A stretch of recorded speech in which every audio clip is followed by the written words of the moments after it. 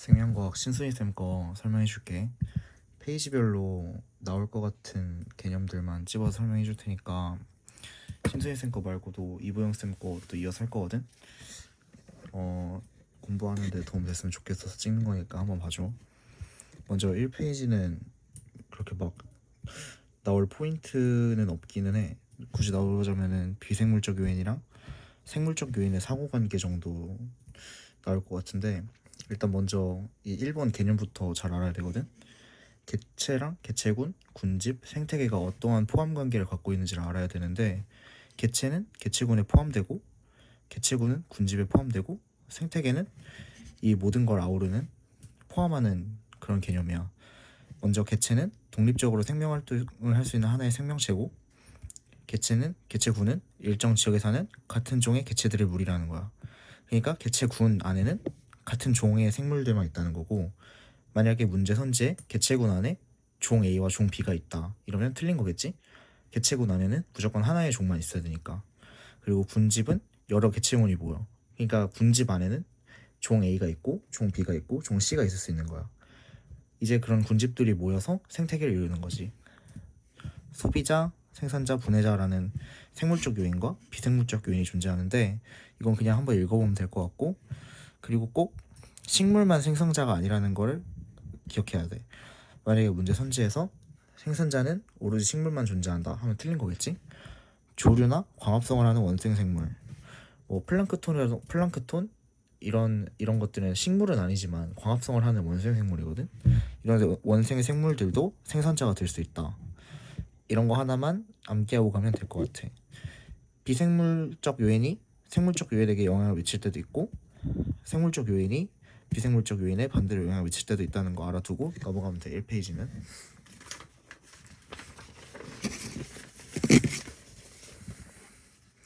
이 페이지가 이제 중요해지는데, 이 페이지는 빛의 세기에 따른 양지식물과 빛의 세기에 따른 음지식물 이렇게 두 개로 나뉘어. 양지식물은 뭐 이름만 보면 알겠듯이 양지는 햇빛이 많이 받는 곳을 양지라고 하겠지. 음지는 햇빛이 적게 들어오는 곳을 음지라고 하고, 빛의 세기가 강한 곳에서 자라는 식물을 양지식물, 빛의 세기가 약한 곳에서 자라는 식물을 음지식물이라고 해. 근데 이런 양지식물과 음지식물의 차이점이 뭐냐 하면, 이 양지식물과 음지식물은 빛을 받는 세기가 다를 거 아니야. 그런 세기에 따라서 잎의 두께인 울타리 조직에 영향을 줘. 이게 우리가 보는 표면층이야. 근데 울타리 조직에 영향을 줘서 울타리 조직이 햇빛을 많이 받을수록 두꺼워지는 거야. 그래서 양지식물의 잎인 양엽은 울타리 조직이 발달해서 두꺼워지게 되는 거고, 음지식물의 음엽은 울타리 조직이 얇아져서 양지식물의 양엽보다 상대적으로 얇은 잎이 형성되게 되는 거야. 근데 여기 밑에를 보면은 하나의 식물에서도 강한 빛을 받는 잎이 약한 빛을 받는 잎보다 두꺼움 이렇게 돼 있어. 그러니까 이 말은 뭐냐면, 양지식물, 음지식물 이게 따로 존재하는 게 아니라 하나의 나무가 이렇게 존재한다고 치면, 이 밑에 쪽에 있는 나무들은 햇빛을 많이 못 받겠지? 근데 이 위에 쪽에 있는 그 잎들은 상대적으로 아래쪽에 있는 잎보다 햇빛을 더 많이 받잖아.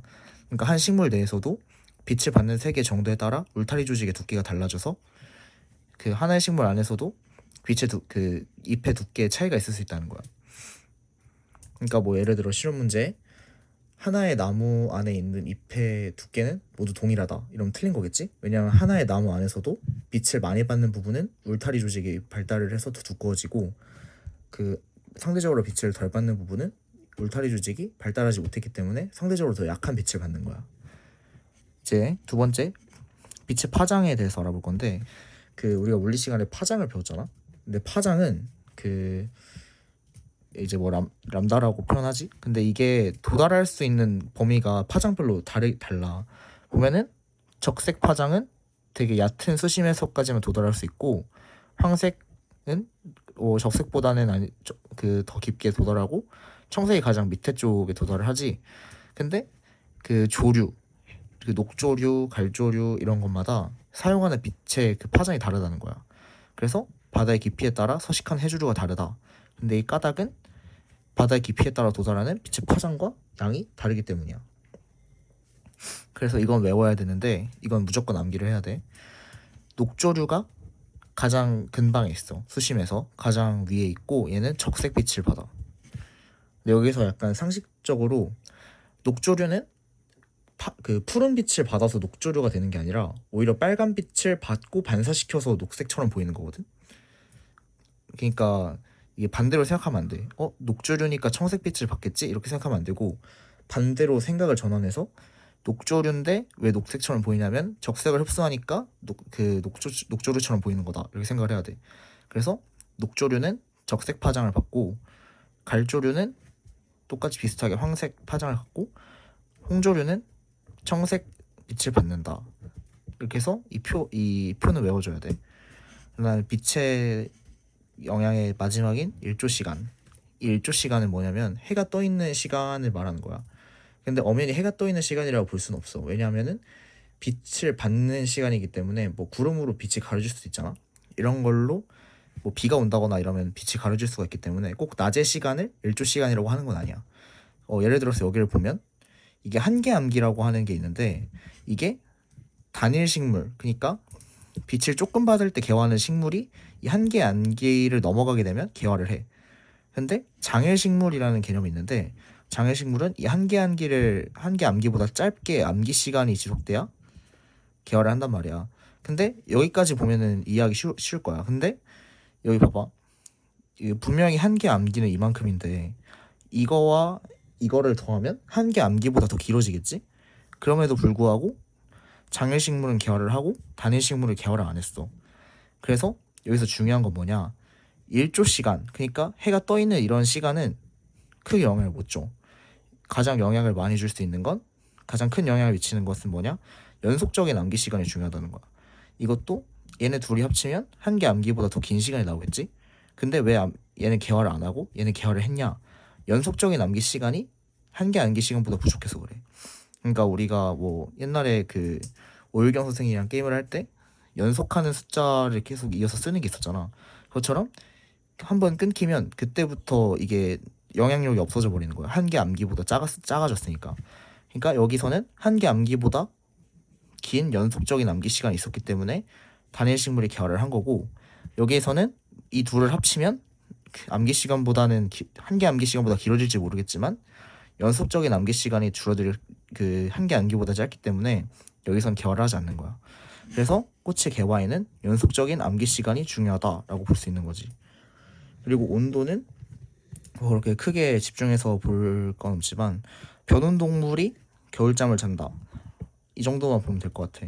그리고 추운 지방에 사는 애들은 말단부가 작고 체온을 유지하려는 데 유리하게 이제 말단부가 작다. 이 정도만 보면 될 것 같고, 혹시라도 문제에서 변온동물을 이제 페이크 쳐서 뭐 항온동물 이럴 수도 있으니까 이것도 잘 봐.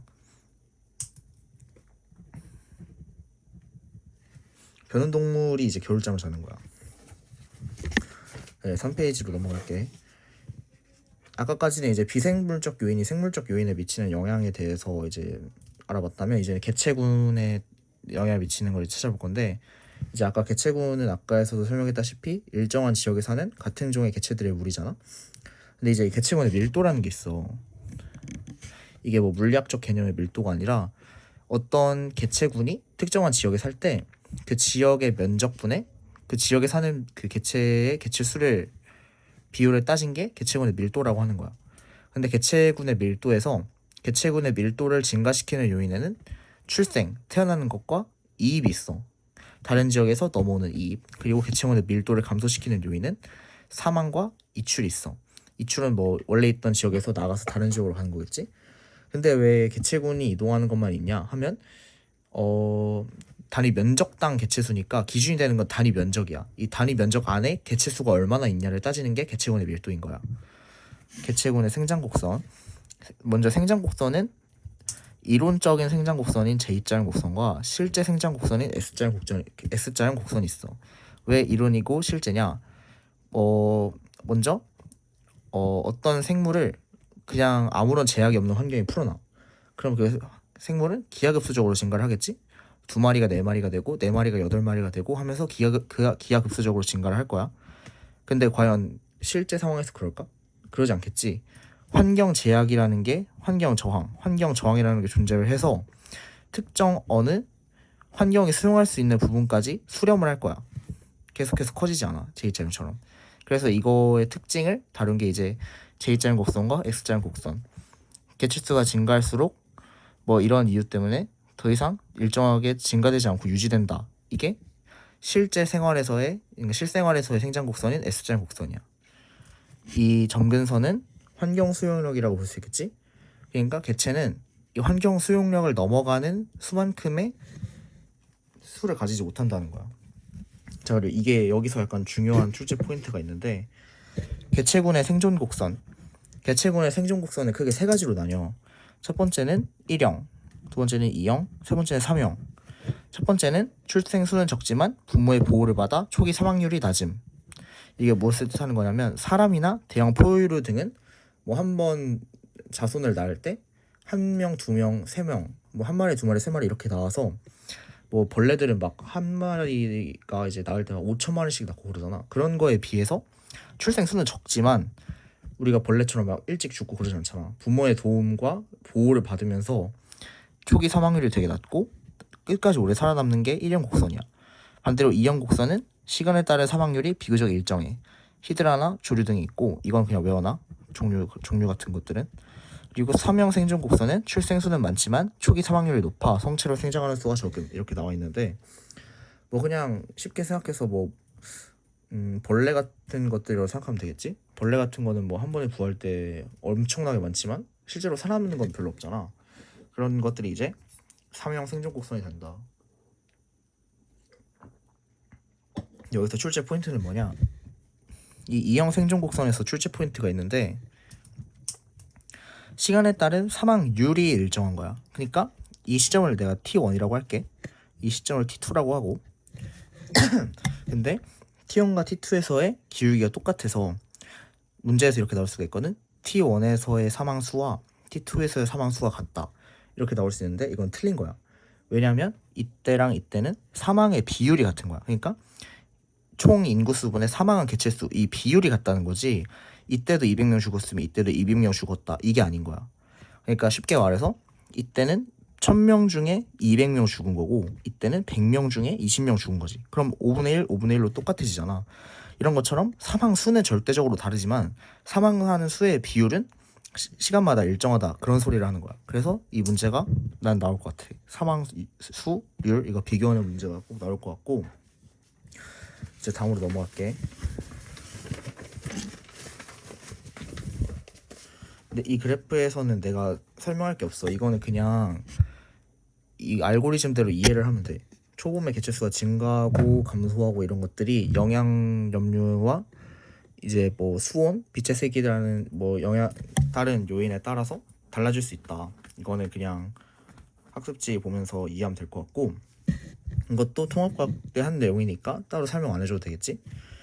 그냥 눈신토끼, 그러니까 피식자가 증가하면 먹이가 증가하니까 그 포식자가 증가를 하고, 포식자가 증가를 하면 이제 먹히는 애들이 줄어들고, 먹히는 애들이 줄어드니까 다시 포식자가 감소하고, 그래서 다시 피식자가 늘어나고, 이걸 반복을 하는 거야. 자, 개체군 내의 상호작용을 말해줄게. 개체군 내의 상호작용이라고 했으니까 문제에서 개체군 A와 B, 이 개체군의 상호작용이 아니라 하나의 개체군 내에서 일어나는 개체군 내의 상호작용인 거야. 먼저 텃세, 순위제, 리더제, 사회생활, 가족생활 이렇게 있는데, 여기서 눈여겨볼 건 굳이 뽑자면 뭐 가족생활이라던가 텃세, 순위제 이 정도가 있겠지. 사회생활도, 근데 여기서는 그냥 외우기만 하면 되니까 내가 따로 더 설명은 안 할게. 자, 이제 아까는 개체군이었으니까 이제는 군집이야. 군집은 아까 일정 지역에 사는 여러 종들의 집단이라고 했잖아. 그러니까 이제는 개체군이 모여서 여러 종들이 모인 그 종들의 집단을 이제 군집이라고 하는데, 이제 먹이 사슬과 먹이 그물이 나와. 뭐 딱 봐도 먹이 사슬은 그냥 뭐 이렇게 올라가는 거고, 먹이 그물은 뭐 많고 이런 거겠지. 근데 여기서 이제 뭐 이거 이름 다들 알 거니까 여기서 알아둬야 될 건 복잡할수록 안정된 생태계이다. 그러니까 복잡도와 안정성이 비례한다는 뜻이야. 그러니까 많이 복잡할수록 하나가 없어져도 대체할 수 있는 게 많아지니까 복잡할수록 안정적인 생태계이다. 이걸 알 수 있는 거야.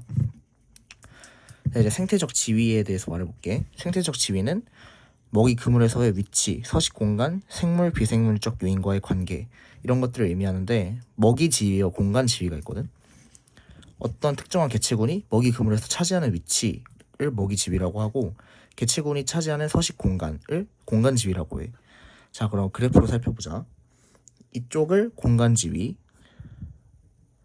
이쪽을 먹이 지위라고 할게.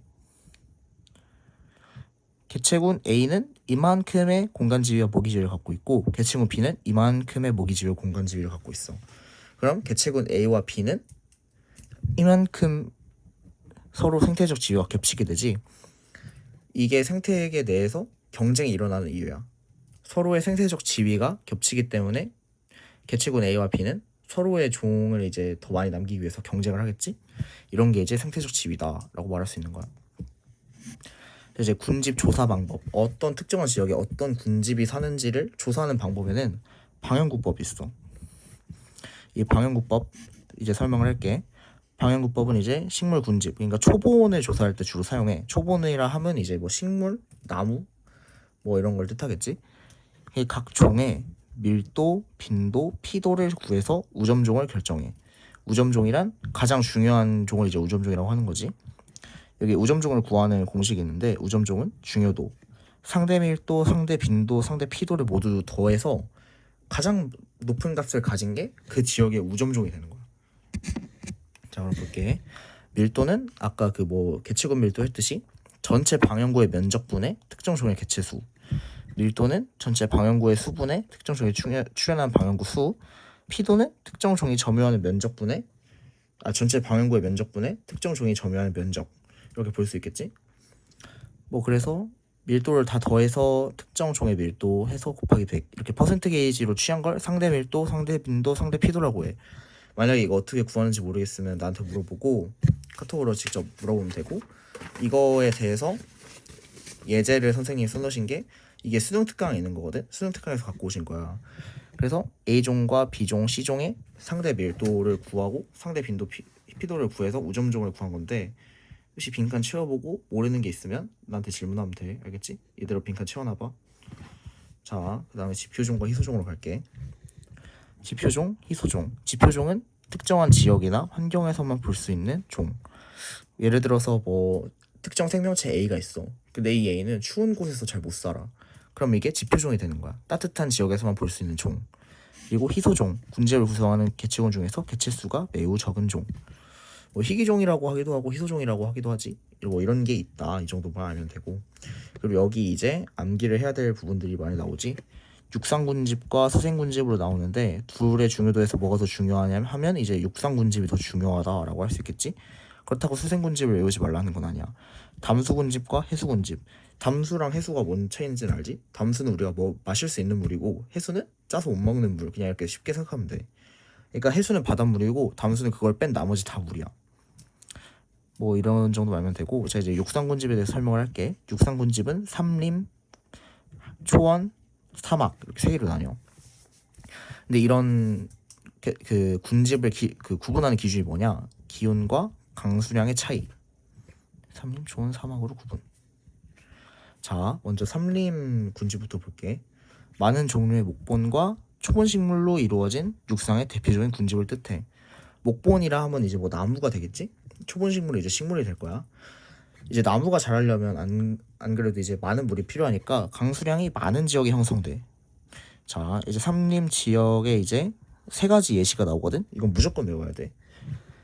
열대 지방엔 상록 화렴수 열대우림, 온대 지방엔 낙엽 화렵수 온대림, 안대 지방에 북방 치렵수림, 타이가. 이 세 개는 무조건 외워야 돼. 여기 내가 이렇게 써놨거든.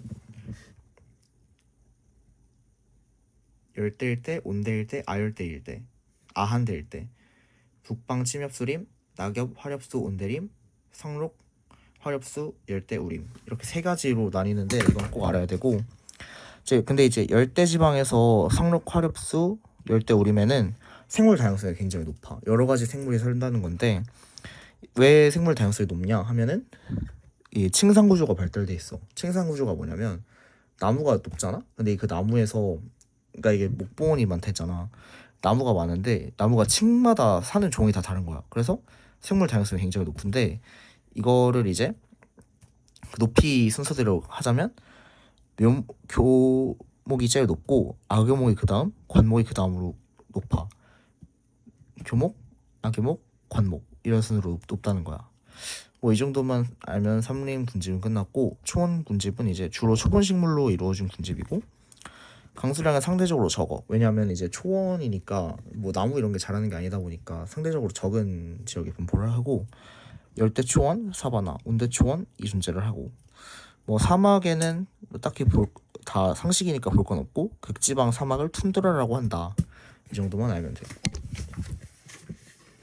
자, 여기서는 이제 군집의 생태 분포, 수평 분포와 수직 분포, 위도에 따라 나타나는 걸 수평 분포, 특정 지역의 고도에 따라 나타나는 걸 수직 분포라고 해. 이거 그냥 외워야 돼. 이 그림도 외워야 되고, 이 수직 분포에 있는 그림도 외워야 돼.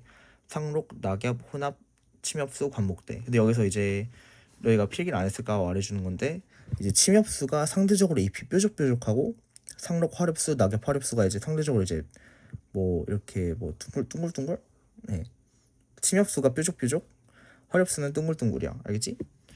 그 다음에 이제 수평 분포는 열대 다우림, 상록 화렵수림, 낙엽 화렵수림, 침엽수림, 툰드라, 사막, 사바나, 스텝, 우록수림 이 정도만 외우면 되고, 이거는 보기에만 많아 보이지 너희가 다 아는 것들이기 때문에 막상 외우기 시작하면 쉽게 외워질 거야.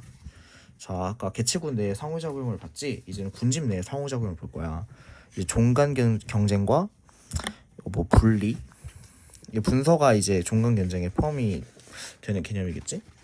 그 다음에 이제 공생, 편리공생, 기생, 포식과 피식 이거를 알아볼 건데, 종간 경쟁, 아까 종간 경쟁이 왜 일어나는지를 내가 잠깐 설명을 했었는데, 생활 양식, 그러니까 즉 생태적 지위가 유사한 두 개체군이 같은 장소에 서식하면서 서로에게 더 유리한 방향으로 살려고 이제 뭐 경쟁을 하는 거지. 자, 여기 이제 예시가 나와. 집신벌레라는 종을 단독 배양했을 때는 이렇게 올라가. 애기 집신벌레. 그렇다고 얘가 얘 애기다 이런 소리는 아니고 그 다른 종이야 그냥. 애기 집신벌레를 단독 배양했을 땐 이렇게 올라가. 근데 애기 집신벌레와 집신벌레를 같이 배양을 했을 땐 집신벌레는 거의 다 뒤져가고 애기 집신벌레는 살아남았지. 근데 이게 이제 이거를 경쟁이라고 하는 거야. 근데 집신벌레는 거의 다 뒤져가잖아. 얘네가 이제 이렇게 뒤져가는 현상의 원리를 뭐라 하냐면 이제 경쟁 베타의 원리라고 하는 거야. 경쟁 베타의 원리는 경쟁한 결과 이긴 개체군은 계속 끝까지 살아남는데 경쟁에서 진 개체군은 계속 도태된다. 이게 경쟁 베타의 원리야. 근데 여기서 마이너스인 이유는 봐봐. 애기 집신벌레 경쟁에서 이기긴 했지만 단독 배양할 때보다 수가 줄어들었지. 그러니까 경쟁은 누가 이기고 누가 지든 간에 상관없이 둘 다 마이너스라는 거야. 마이너스 수밖에 없어. 자, 분서는 이제 경쟁이랑 어떻게 보면 유사할 수도 있지만 완전히 다른 개념인데, 생태적 지위가 비슷한 개체군들이 여기서는 경쟁을 했잖아. 근데 여기서는 자기가 사는 공간을 달리해서 경쟁을 피한 거야. 솔새의 서식지 분리와 피라미의 먹이 분리가 있어. 은어가 없는 곳에서는 피라미는 녹조류를 먹지만 은어가 있는 곳에서 피라미는 수소곤충을 먹으면서 은어한테 녹조류를 양보해. 이런 것처럼 솔새와 피라미는 자기들이 그 다른 개체군들과 공유하는 생태적 지위를 어느 정도 일부 포기를 하고 자신들이 경쟁 없이 사는 방법을 택한 케이스야. 이런 것도 볼 수 있고,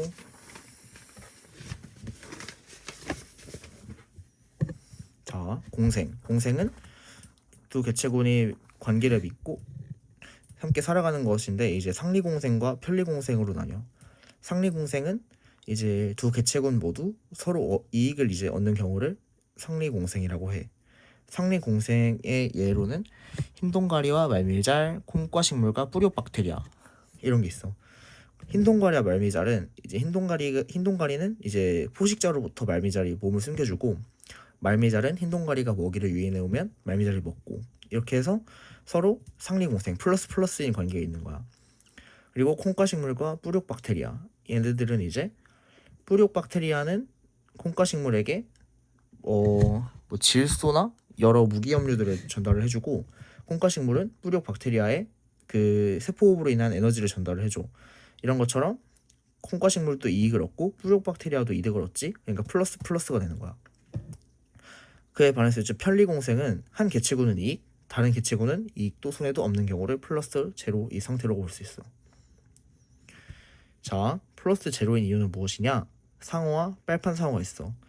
빨판 상어는 상어 등 뒤에 붙어갖고 이동을 하는 애거든. 근데 빨판 상어는 빨리 이동할 수 있어서 플러스가 되는데 상어는 얘가 등 뒤에 달라붙는다고 뭐 마이너스 될 만한 게 없지. 그래서 한 개체군은 이익을 얻고 다른 개체군은 이익도 손해도 없는 경우를 편리공생이라고 하는 거야.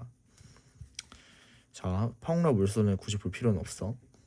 기생은 이제 한 개체군이 다른 개체군에게 피해를 주면서 생활하는 것을 기생이라고 하는데, 기생의 종류는 뭐 기생충, 겨우살이 이런 게 있다.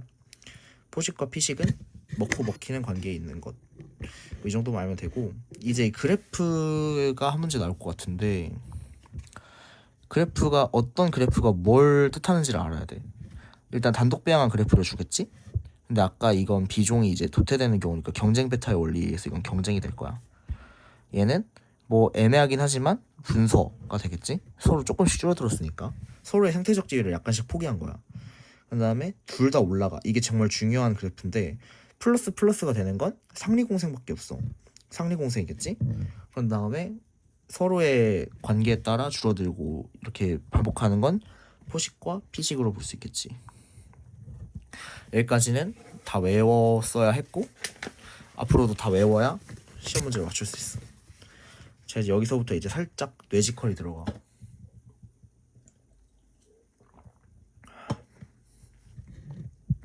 자, 이제 보기만 어렵지 생각보다 쉬워. 자, 군집의 천이는 이제 시간이 지남에 따라서 군집의 종 구성과 특성이 변하는 과정을 천이라고 해. 천이는 크게 1차 천이와 2차 천이가 있고 1차 천이 안에는 건성 천이와 습성 천이가 있다.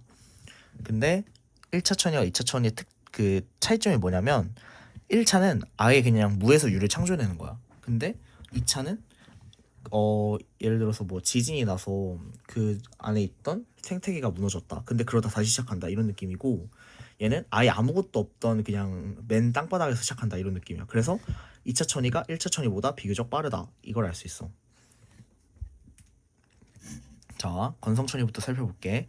건성천이의 개척자는 지일류야. 개척자는 뭐냐 하면은 천이를 시작하는 생물. 그러니까 얘가 있기 때문에 천이가 진행이 된다. 이렇게 말하는 게 개척자.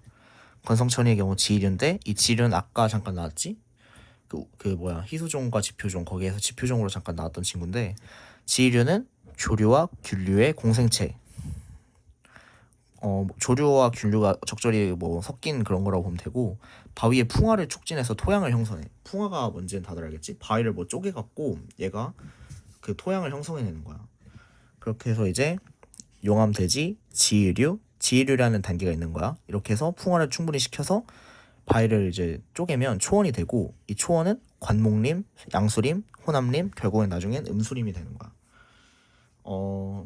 근데 나는 되게 궁금했거든. 왜 양수림이 우점종이 안 되고 나중에 음수림에서 극상을 이루나. 극상은 천이의 마지막 단계로 그 이제 생태계가 안정된 상태를 뜻해. 근데 왜 양수림이 아니라 음수림이 그 극상이 되냐, 이게 궁금했었는데 여기 그 이유가 나와 있어. 설명을 해줄게. 일단 강한 빛에서 자라는 양수림이 먼저 일단